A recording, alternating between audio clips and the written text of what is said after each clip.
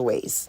We book cruises, hotel, car rental, concert tickets, adventures, and many more. From luxury vacation to weekend escape, if it involves travel experiences, we book it all. Call 404-680-8232 or 561-720-4613.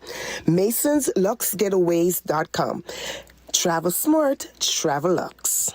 Looking for personalized, compassionate health care you can trust? Welcome to Life Guide Healthcare, where premium care meets a personal touch. We specialize in medical weight loss, IV hydration therapy, hormone replacement therapy, primary and holistic care, and advanced wound care and mobile services. At Life Guide Healthcare, we bring care directly to you with mobile and in-home services available, conveniently serving the community with fast appointments and customized treatment plans. Call us today at 770-557-1079. Life Guide Healthcare, your partner in better health.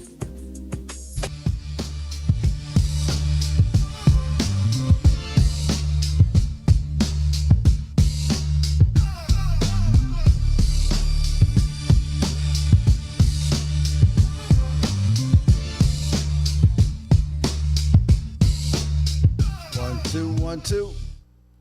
Hotep fam and namaste. Welcome to another episode of the Alkemystic Mind with your host, Minister Imhotep. We once again back here on Caribbeanlifetv and radio, sending out positive vibrations out to the diaspora.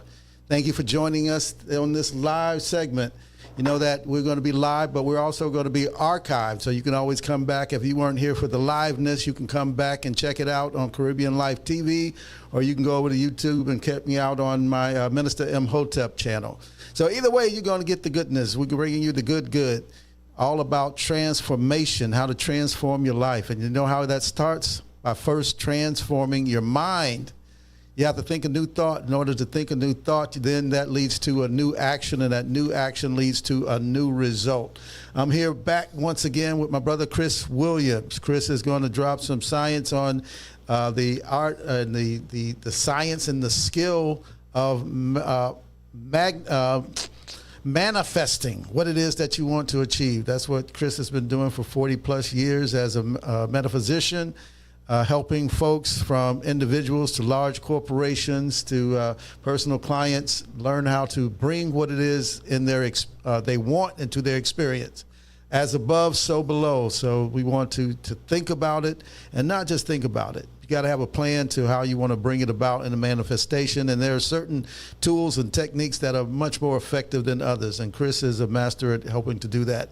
Today we're going to talk about the energetics of abundance. You know, why is it that the money story is actually a spiritual story? So that when you look at your wallet, you look at your bank account, and what you're actually seeing is a reflection of where you are metaphysically, physically, consciously, and everything else. So Chris has some ways of breaking through those things, and we're going to talk with Chris because I don't know about you folks, but I know I am in need of breaking through because my wallet don't look like I want it to look. So I want to change all of that. So now is a great time to tune in, get your pens and pencils ready, and let's hear Chris drop some knowledge and some science.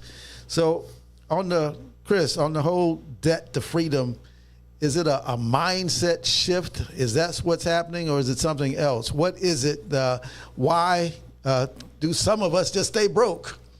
It is mindset, but that's kind of a misnomer in terms of the word, because mindset, the word mindset, gives you the impression it's a conscious choice, like psyching yourself up, and that's not what it really is. We have a subconscious mind, which runs our life 95% of the time. And they sometimes refer to it as a biocomputer. And whatever program is running, that's going to determine your mindset, which is going to determine your feelings and actions, which determines your results. So you want to change the program. It's not about being positive. It's not about positive thinking. It's not about psyching yourself up or being assertive. It's literally reprogramming your belief system. It is done unto you as you believe. Now, if it's a program, you know, as you said, it's a biocomputer. People program computers. So who's programming this mindset? Right now, it's mainly the media, the school system, things you learned when you were a toddler from the people around you. They instill their beliefs into you. And if they have a wealthy prosperity mindset, then that's what you got. And if they didn't, then you got a different script. And you can be 30, 40, 50 years later, you're still running that same endless loop tape until you change it or something changes it. So how do we disrupt that pattern? How do we change that psychological, energetic pattern? There are a number of ways. I look at it on two different levels. Because there's things how would I put it? Like affirmations are a common one. They're often called declarations. What are they called? Declarations? Something they call declaration in the church, where you claim it as if it's already true. And that's true. But the subconscious, that's a left brain logical process. The subconscious is right brain emotional and visual. And you really can't see yourself being, doing, having what you're affirming, there's a disconnect. So there are a few things that you can do that don't get filtered out by your conscious mind, which is there to disrupt change. It's like we look into the subconscious, it does that and says, does not, jive what's already in there. And it just rejects it. So a wealthy person says, I'm wealthy, they fully feel that. A poor person says, I'm wealthy, they feel they're lying to themselves. So they're just kind of dropping seeds on cement. Got to get past the cement to the soil. So,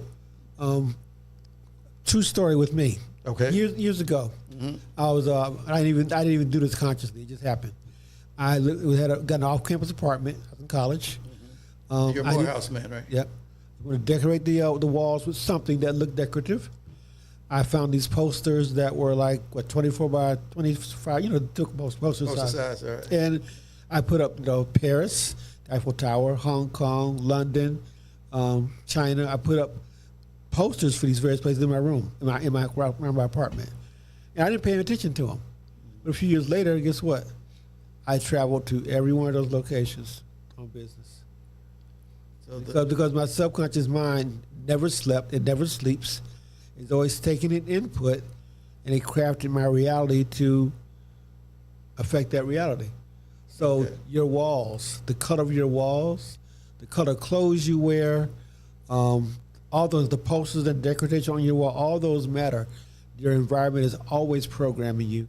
It never sleeps. Even when you sleep, your subconscious mind is wide awake, looking around. It's called the inner child.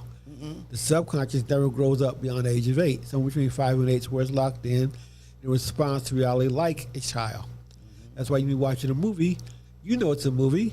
Right. Something sad happens, and you literally tear up. Right.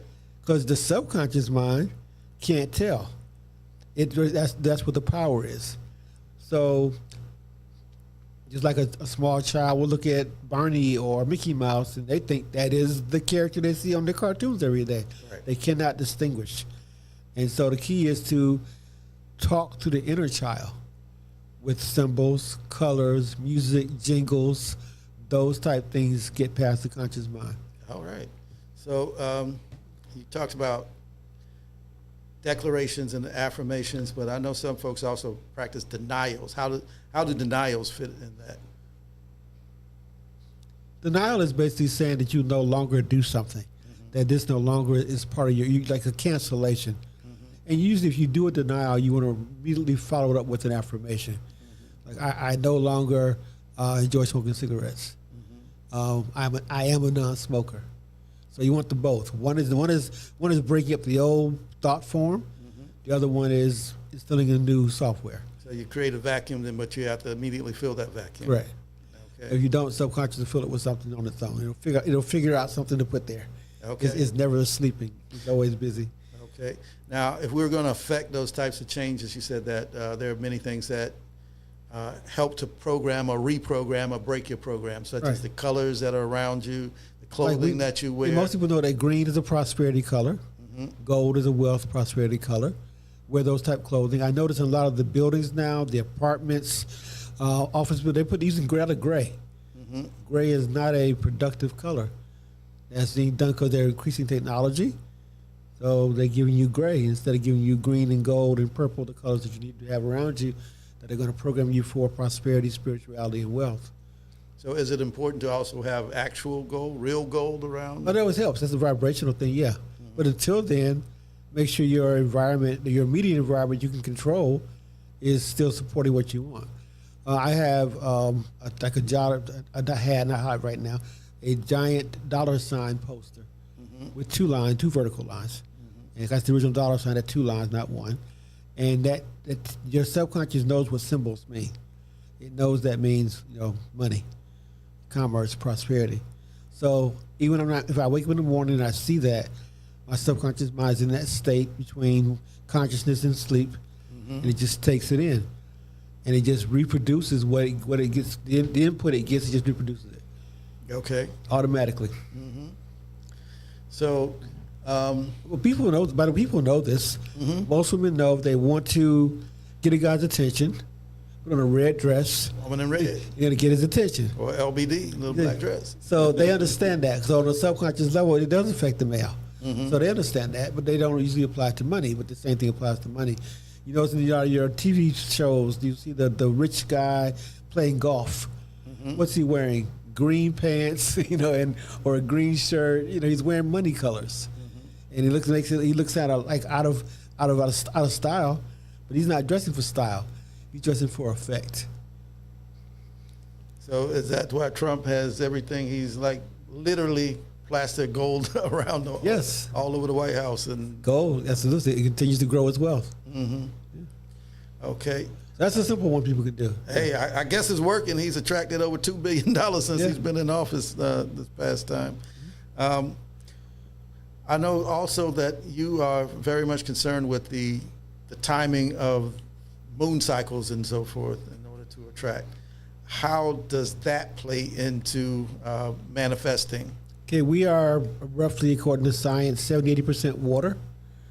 The moon controls all water on the planet. That's the cycle of the moon. Midwest farmers use it when they plant crops, and it does affect, how they grow these giant award-winning crops. They use the moon phase to do that. So the moon affects our biology. It affects everything. That's why the word lunatic.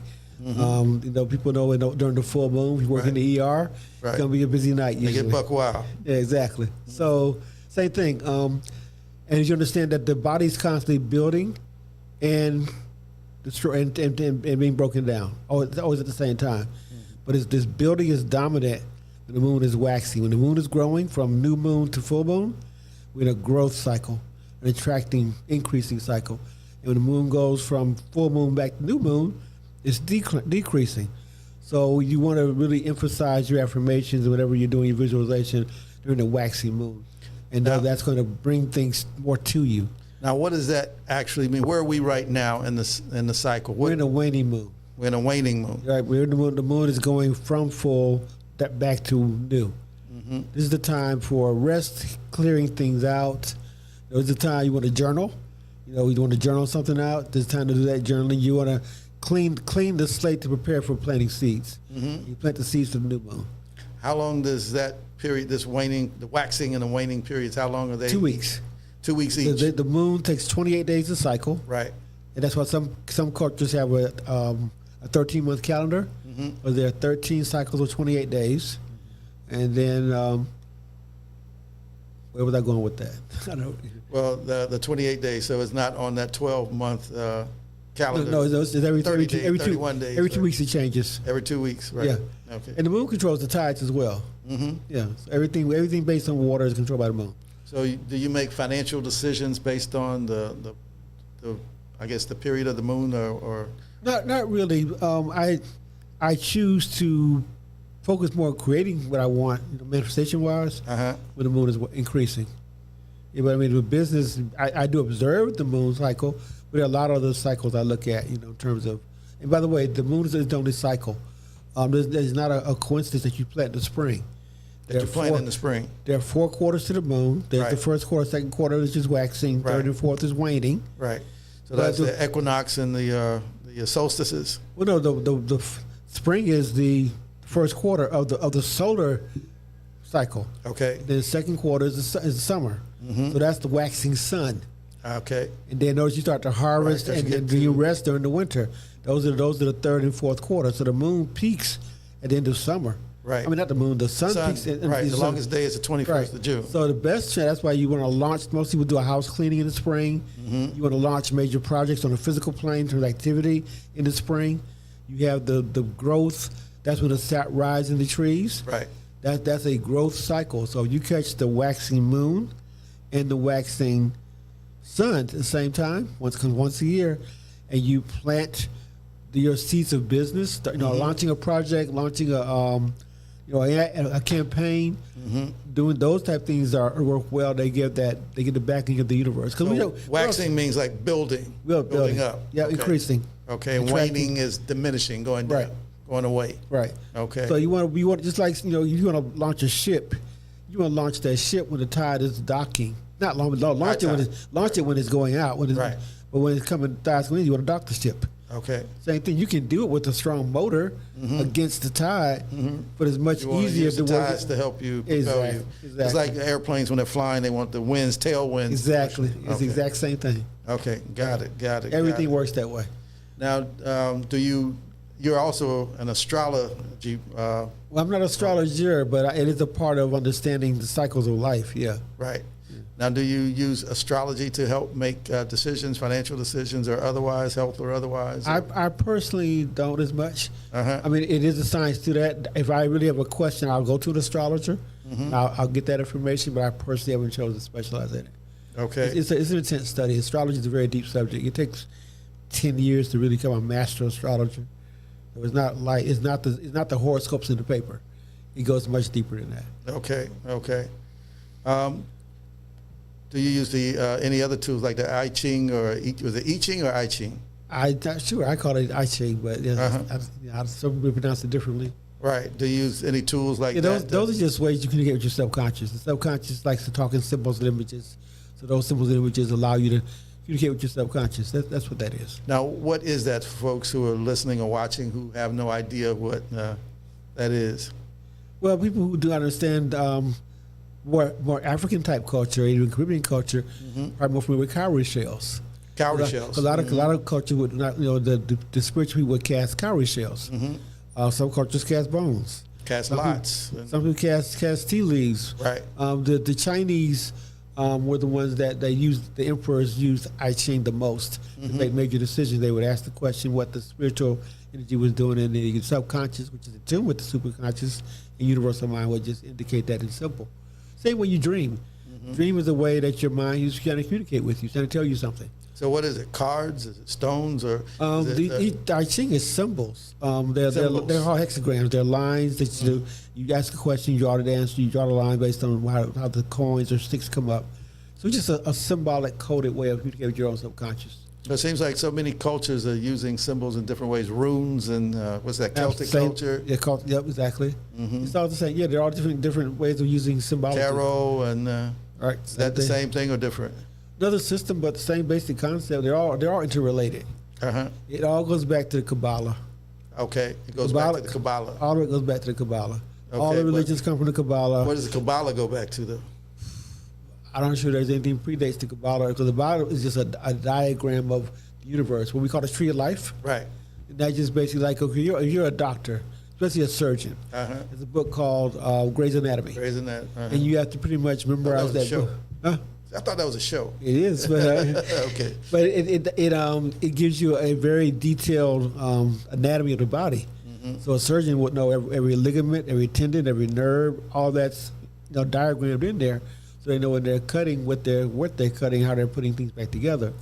So the Kabbalah is the same thing for the universe. It talks about the levels of God, the creation, the process of creation. It goes all the way back to Genesis and how things work. So Judaism kind of gets into it more so than modern Christianity. Right. But same subject. Now, don't you think, though, Judaism sort of filtered down from the Kemetic studies?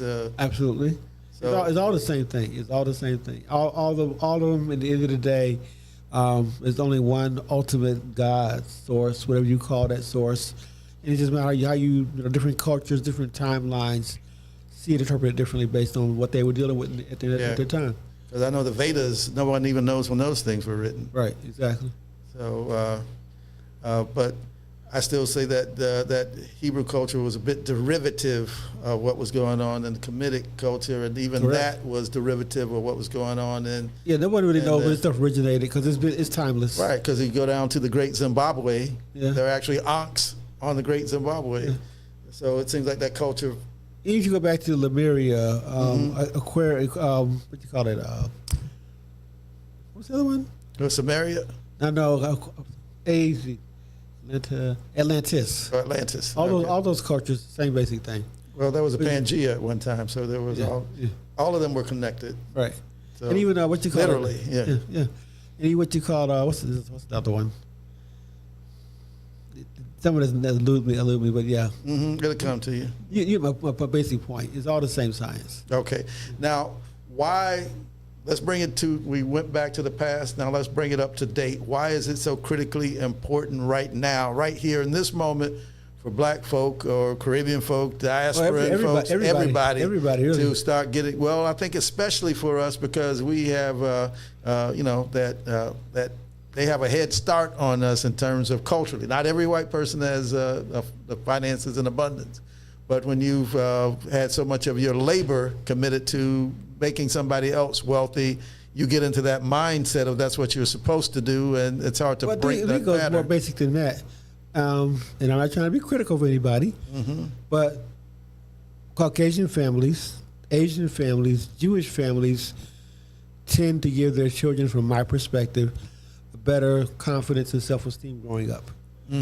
And African American people are still a lot of times giving their children low self-esteem in the way they talk to them, the way they raise them. And that's really the foundation, because your self-image determines everything about your life. You believe you're stupid, you believe you never amount to anything, you believe you're nothing and no good. That's drilled into you when you're 2 years old. You got to deal with that first. Now, I know that the individuals have to take responsibility and accept their own situation to break out of it. Right. But there's also that systemic programming that you mentioned earlier that can't be denied as well, because when that's what you were taught, that for 200 years of you were told there was a law that for 200 years, even in the Constitution, that you were less than human. Right. It's going to take some time to deal with breaking out of that if it's never been addressed. As a culture, yeah. But individually, individuals don't take that long. Individual can change their life. You're still an individual, and you can change your life, quickly. Right. And that's what it really comes down to. It's not about blame. No, not at all. It's not about excuses. It's about, if you don't like what you're dealing with right now, what do you need to do to change it? And you do have the power to change it. Yes, indeed. Because you have the power to control your thoughts. Your thoughts control your emotions, control your actions, control your outcomes. So you do have the power. You're never without the power to change your life. Okay, absolutely. Yeah. Change your thoughts, change your life. Transform your thinking, transform your life. But you can't do 15 minutes of positive programming and then spend the rest of the day talking negative, living negative, doing all the things that neutralize it. Because the subconscious follows a dominant program. Right. If the dominant program is still poverty and lack, whatever, that's what you're going to get. You are what you eat. Yeah. So if you're consuming a diet of negativity. Thoughts are food. Thoughts are food. Exactly. So if you're consuming a diet of negativity and fear, lack, limitation, and everything else, then that's what you're building, even more of that. You're building a bigger body of that. Yeah. And that's just about the timing, why it's important now. Yes, that is key. Okay. Why now, now? Some people believe that the end of the world is coming. But haven't they always believed that?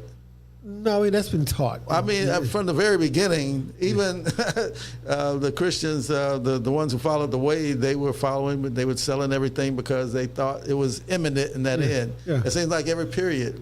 You could have said that of World War II, World War I, Civil War, all of them seem like end of the But a lot of people looking at the time from a biblical point of view. They think the world's coming to an end and that's it. And you're either going to heaven or going to hell based on whatever. The reality of the matter, they're not teaching you for the most part. The Mayan calendar is a 25 25,000 year cycle. 25,000 years. Year cycle. Right. Not 25 years, Right. for 25,000 Right. years. Yeah. So they have the 12 signs, which are basically connected to astrology, Right. which are the eons. Uh-huh. So we're about to change eons. So when Moses was around, that was the eon of Aries, the ram. Right. That's why he had the bull. Right. The Then bullhorn, the ram in the thicket. Jesus is the air is Pisces. That's why you see a fish on the car. Right. That's 2,000, approximately 2,100 years. 2,600, something like that. Yeah. So now we're going to Aquarius. Right. So the shakeups in society are not just political; they're energetic. Right. Because we're shifting from Pisces to Aquarius. Right. And But that's not the end of the world, though, because No, just- those cycles have, in order for them to have observed those Right. cycles, Right. they had to go around not just once, Right. because that could have been random. Right. You had to observe it a few times and say, hey, there's a pattern here that's happening. yeah, the same thing. You see it in the cycles of nature. I mean, let's take from winter into winter. Right. You tend not to get as many storms. Right. When spring ushers in, Right. two air masses clash, and you get more spring storms. You get another set of storms in the summer, and then usually hurricane season so will start in the fall. These are the cycles shifting. Right. So it's the same kind of storm that is brewing now until we actually switch over to the new era. It's the breaking down of the old, coming in the new. But I think there's a very even more specific storm that I want to spend some time talking with also is that monetary storm. We've been talking about money, and we've been talking about it as a conscious thing, a psychic thing, a spiritual thing. But at this time, this period, there's also a transitioning that's But happening. there's shaking. There's two things. Yeah. There's a speeding up of things in general. Things don't take as long as they used to come to adoption. Right. There's that with technology and everything. Fastest adoption, technological adoption, and the history of man has been AI. Yeah. Right. So that's one thing. Then the other thing is the institutions themselves are changing. There's shifts. There's shifts in the monetary system that are taking place that accommodate the change in speed. There's a point in time people used to just barter. There was no money. Right. Then there was gold. Then there was paper money. Then there was debit and credit cards, which most people are still on that. Right. Now things are moving towards digital assets and crypto. Most money is not physical anyway. When you do a wire, that's really digital. Right. I mean, So it's doing that because it's an accelerated way to move everything. right. That's all it is. Yeah, most of us never see if you get a paycheck or a Zelle or Cash App. You never actually see anything other than seeing it on the computer screen. And it's natural for a change, but these changes are coming. And the best thing you can do, like any other change, get ahead of it. You don't wait till a winter storm to get a winter coat. You like, seasons are about to change. Let me go ahead and prepare for the winter. When the spring's coming, you start putting those clothes up. You bring out your spring clothes. You don't wait till spring hits to do it. Right. You do it in advance. So you know these changes are happening. You know crypto is going to be the thing of the future. If you know that tokenized assets going to be the thing of the future. What do you mean by tokenized assets? Right. What it used to be, and this is a change most of us who are, in our generation remember.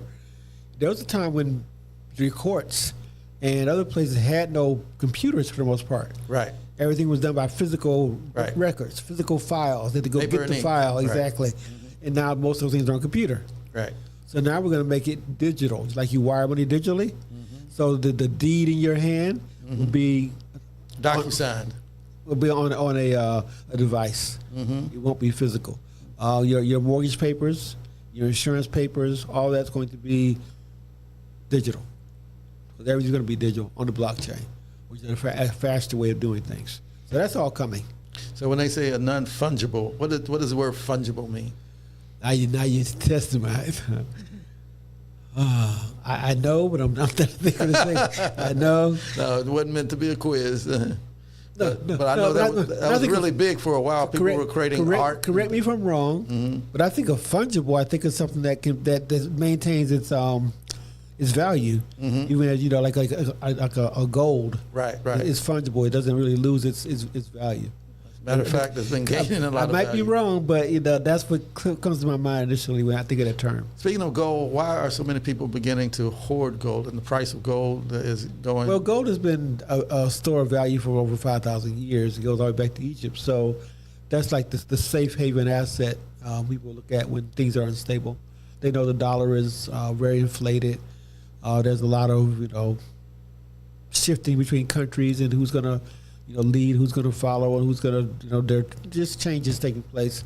So they just feel stable with having some goals. Specifically, what are some of those changes that are happening that people should be aware of so they can? The main thing is the dollar is the reserve currency, but we're also highly leveraged with debt. Is there a difference between the reserve currency and the petrodollar? Is that one and the same? Well, initially we were the reserve currency from Bretton Woods back in the 30s. Now, what does that mean, reserve currency?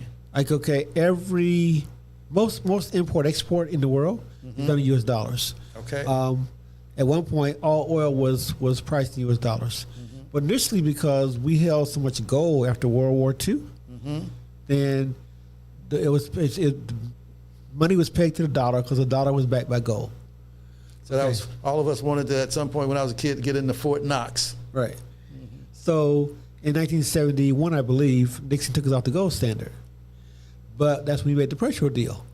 So around that time, give or take, the petro deal. Okay. And the petro deal, they was worked out with the Middle East countries, Saudi in particular, Saudi Arabia, that all oil we priced in dollars.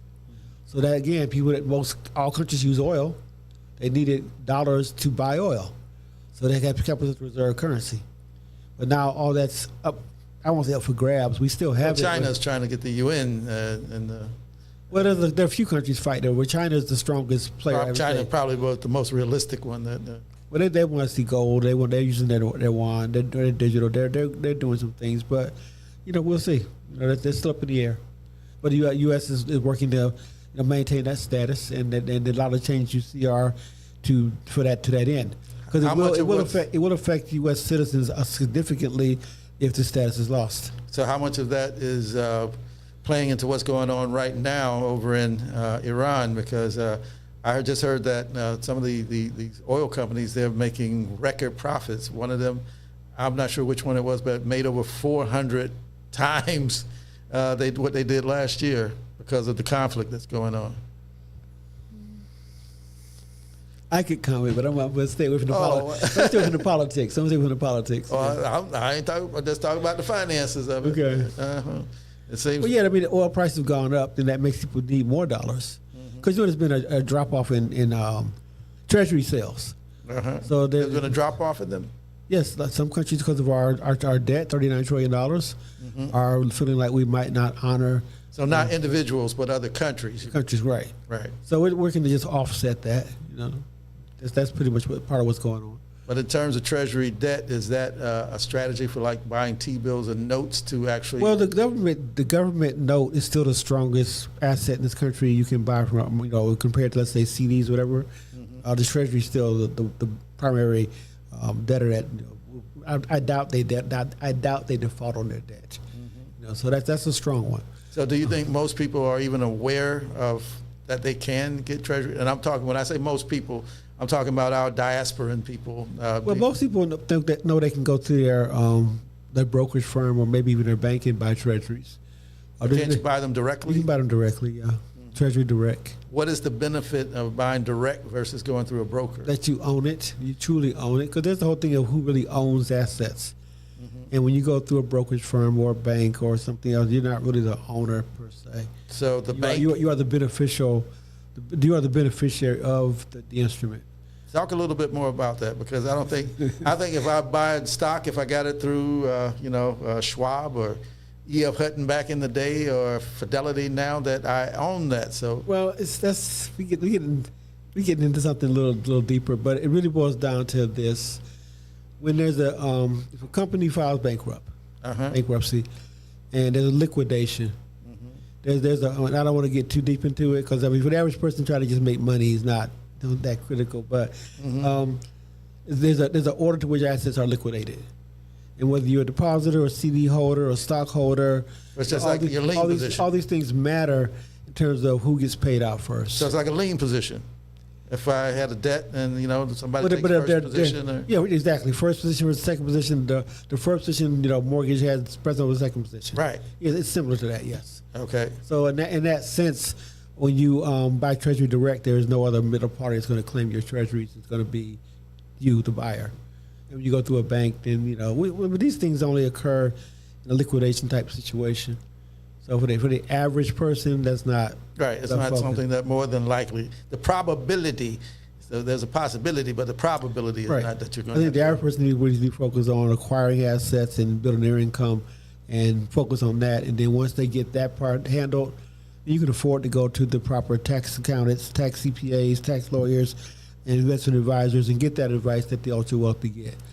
So you really want to, because the laws change, things change constantly in that space, and you need to be somebody who's current with what's going on. Yeah, what is that? You need to have somebody working for you that's current. That's current. In terms of what's going on. The laws, okay. Right. Okay.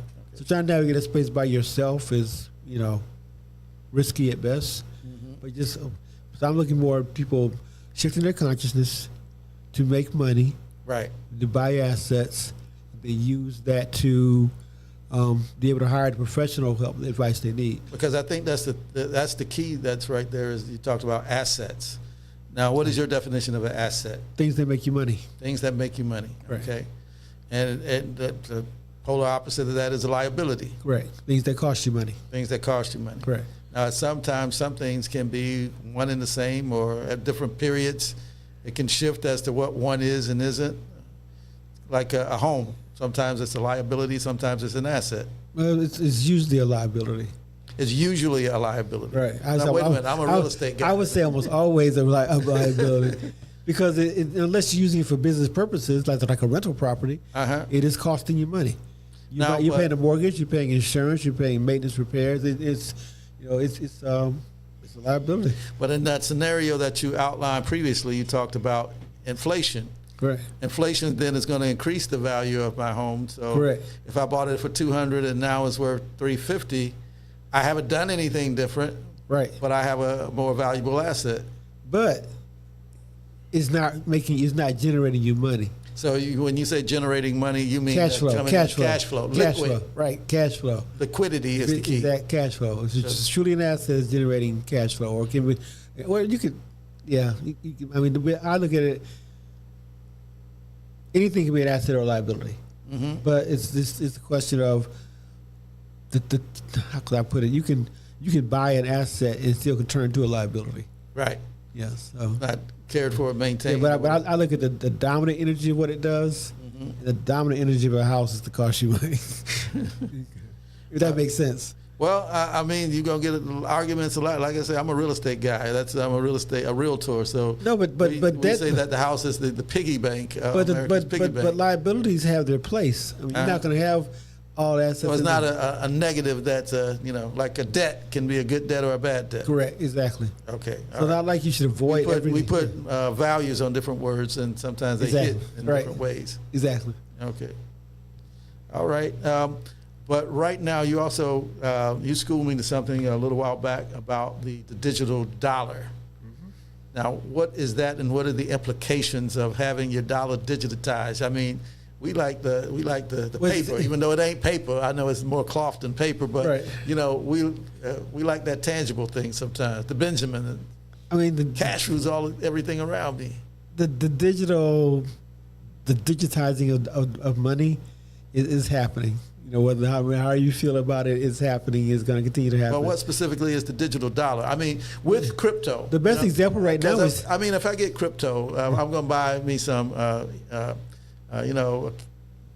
whatever, and then it's going to increase in value, Bitcoin or whatever. It might increase in value. It might go down, might go up. Right. But the digital dollar, what is the difference there? Well, there's truly no digital dollar at this point.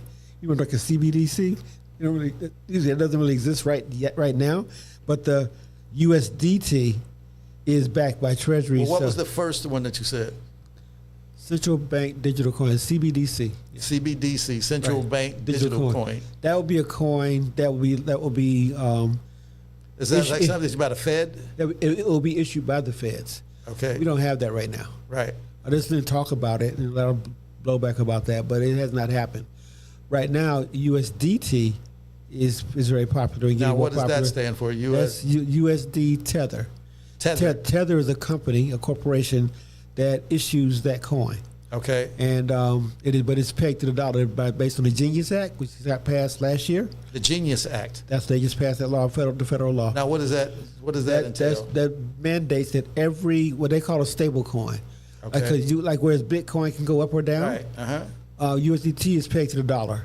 What is the benefit of that? If I'm buying or getting a dollar that's the same as my dollar, what's the point? That seems like a lateral move. Because just like you can send a text on your phone, you have digital wallet as well. Okay. You can have your USDT on your phone. Okay. Or a separate, what they call a cold storage wallet, and you can transfer it without having to ask the bank's permission, filling out forms, takes seconds. Can I do that with Cash App or Zelle or something? Yeah, kind of, sort of, but it's not quite the same.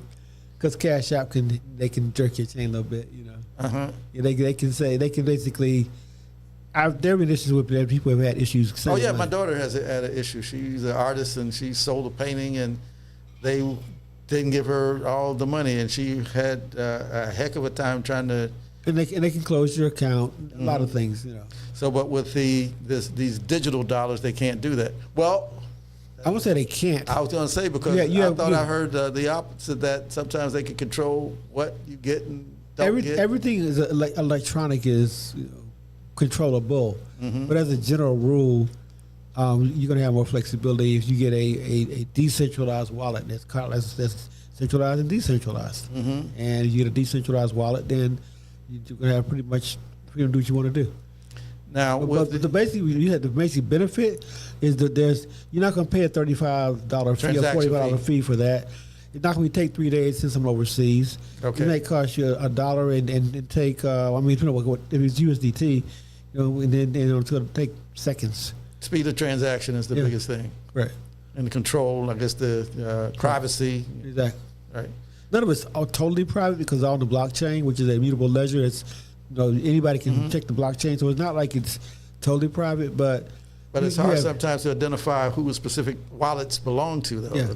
But don't think it's invisible to the government or anything, because it's not, Is that what's slowing the speed of, integration or adoption as they're figuring out ways to control it? Oh, well, they're putting together legislation. Yeah, they're working out legislation on it to address all the things that are going to be necessary. They're going to come up. Yeah, they're in the process of doing some of that, working all that out.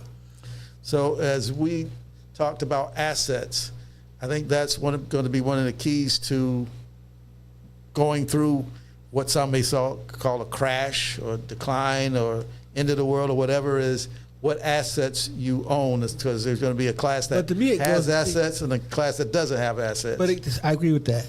But it starts with consciousness. It starts with the programming. You take a stock, same stock. Someone will buy that stock when it's low and ride it up, make money. Right. Another person will always buy that stock at the top and ride it down and lose money. Because they get fearful. Huh? They get fearful. No, not about the fearful. No, I mean, as they see it going down, they're going to many people start selling off. Oh, no, it goes stronger than that. It's like the one person who has a wealth consciousness, because your subconscious is tied to superconscious, tied to universal mind, knows everything. Right. It's going to guide you to pick the one that's going to grow up in value. Whereas the person with the poverty consciousness is going to pick the one at the wrong time where it goes down in value, because that is their program. Okay, I thought I was taking it like, generally people, when they're in the market and they see green, everybody wants to join and start as it's rising, and red comes, then they start selling off their assets, although that's the time actually to start buying them. Depending on who's selling. Depending on what the stock is, right? But it means let's go back to consciousness. I don't care how hard you work, I don't care how smart you are, what information you're working with, because even the best traders miss the mark sometimes. Right. It boils down to consciousness. It all is a reflection of the subconscious programming. So a lot of people don't want to dismiss that. They want to focus on the physical world, and that's what they try to control that way. That's not where the power comes from. Okay. The programming determines everything. It can be as simple as, because of your programming, you get some information from a credible advisor, and you can act on this real. And the other one, you may fall for something that's not even, it could be a scam or anything. It could be a scam, but it still makes money. It's like, the good example is that most people relate this to relationships. There are some people that constantly attract negative romantic relationships. They always attract the party that's full of drama or that's full of nonsense or whatever, because that is their script. And until you change the script, that's what you're going to attract. Or they may attract somebody who's always abusive, because that's their script. And you have to change the script, and the rest takes care of itself. But no matter how you consciously try to change it, if you haven't changed the programming, which is really what running everything, then you just kind of swim upstream. Okay, gotcha.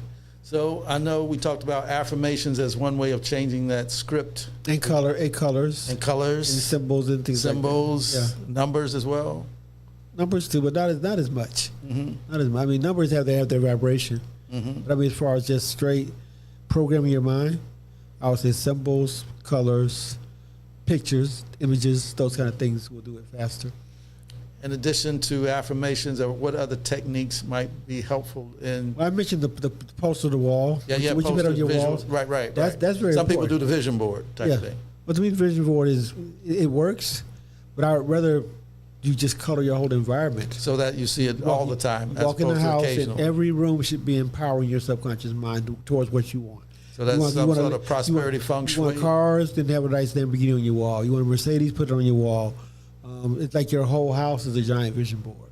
Okay. That's the way you want to work. It's not something you look at for a few minutes. It's the dominant thoughts that matter. So the dominant thought is if you're around it all the time, and even the clothes you wear, they affect your vibration. So wear clothes that are, your greens, your purples, your lavenders, your gold. Those kind of colors are just more of that vibration. So what we talked about the things around us, but what about the individuals around us? People around us? That too. I mean, you got people that be around like-minded people that are upward bound, that are positive, that are going to uplift you. And I would just say steel sharpens steel. Right. You want to be around people that are doing what you want to do, and because it rubs off on you. We become the company we keep. Okay. And it is vibrational as well. Got it. So what are we supposed to do with those folks, our family, our friends, whoever who may not be vibrating at that level? If you really, if you really on your path, you're working at it, and you're gonna have to be around some people that are empowering you. That don't mean you get rid of people around you that are not, doing that negative necessarily, but you have to decide if they're toxic to your life or not. Just because they're not upward bound doesn't mean they don't support you in other ways. Right. Yeah. That was my point, because we all have those in our lives, and we know that they may not be their thing, but they still wish only the best for you. Exactly. And the respect has to be there. They benefit you in other ways. Right. Sometimes it could be when things get stressful in the business or in pursuing money. You need that just home energy. You yes, you still love. Yes, it's okay. Take a break. All that matters. Balance. Now, suppose you're the guy in the group that doesn't have the money. Now, you say that you take the average of your friends around. You suppose you're the dead weight in the group. Me personally, I have found that as I pursue my goals, things kind of take their shape naturally. I don't really have to get rid of people. Right. Well, I would feel kind of bad if somebody's sort of getting rid of me. Yeah, I don't get rid of people. Right. People drift apart. And that happens all the time in all types, whether it's romantic relations, whatever. If you have a partner now growing with you, equally yoked, you're probably going to drift apart. Same thing happens with friends and everything else. You can drift apart. It don't mean that you are not friends. There's no animosity. Right. But your paths just go differently. Just be on your square. Right. Be honest with people and people respect. And I don't really get rid of people. I just kind of let things do what they do. Yeah, I agree. It's reason, season, or lifetime. Right. And some people are going to come in and out. And some people cycle back. Right. Exactly. And no attachment to any of that, because you can't take it personally. I think that the best you can do for people around you is be the best example you can be. That's what I think is the key. Is in all areas of your life. Going back to scripture, he said, "Be that light that sits on a hill that can't be hidden." That example. Yeah. And somebody may choose not to be around you because of that, but they still may cycle back because they've had a chance to think about it, process it, and they say, "Okay, I want to," and yeah. That light both repels and attracts. Right. It's all love all the time. That's what I think is the key as well. Love. That's why I look at things as either it's operating out of love, or fear. Right. So that subconscious vibration that is happening, the one that poverty, that's fear. It's fear of something. Correct. And you don't attack that person. What does this say? We've all fallen short when it comes to making the mark. All have sinned and fall short. Yeah. Which is simply, as you say, sin is just missing the mark. So as much success as one may have, I doubt you've achieved perfection. In everything, right. Right, exactly. So you can't really judge or criticize somebody else. There's so many who achieved wealth and then their families fall apart. And you don't know what somebody's path is. You don't know what their path is. They could be on their path exactly where they are. Exactly. So you respect everybody, love everybody, and just do you. Right. My guys In Spirit, Minister Jehudi and Minister Server, they say, God doesn't wear a watch, doesn't wear a Rolex, Timex, or no other X. And we're all different aspects of God. Right. Everybody is divine. Mm-hmm. So how would you best get someone that's going through this? They've just revealed that there's this huge shift that's happening, a huge change both in the era, the money, everything else. There's a huge shakeup. How do we make sure that we end up on the right side of this? Because somebody's going to win and somebody's going to lose. And right now, if you got the 1% makes more than the other 99% combined, there's something out of kilter. They're using their tools better. They're using their mind better. They've been programmed better. It's just programming. Well, it's true, but some of that is advantage that's been taken or given, or that it hasn't all just been because of their minds. And even in biblical times, there was what was called the Jubilee, where there was a redistribution. Every 7 years, debts were canceled. People were given a chance to start over in some sort of way, because the playing field, if it's unequal, can continue to be, increasingly unequal. Right. Well, my personal perspective, and I'm not saying this to everybody, but I see life as school. Mm-hmm. We're all in school. If you're playing softball and somebody else is playing softball and they go in for a slide into a home run and they, skin their knee up, you help them. Right. You don't criticize them, even if it costs you that play. Right. So it's similar. Well, now that's also what your coach or manager has taught you, as opposed to some teams they'll say, and clown you and whatever else, because they're winning at by any means necessary at all costs. Exactly. So I mean that beneficence isn't necessarily programmed in everyone. So another thing I want to emphasize, because I see this in the younger generation a lot, there's something like get money. Right. That's really not the basis of how it works. Right. We are all plugged into, we'll say God. Mm-hmm. If you call them different names, different cultures, different universal spirit. Same thing. Okay. Right. We have our assignments. Everybody has that. Got to be in alignment with our divine assignment. But you also, and people talk about wealth. Mm-hmm. True wealth is created by having a purpose, a cause that helps enough other people. Go. And then you get paid by the universe, by God, how you value.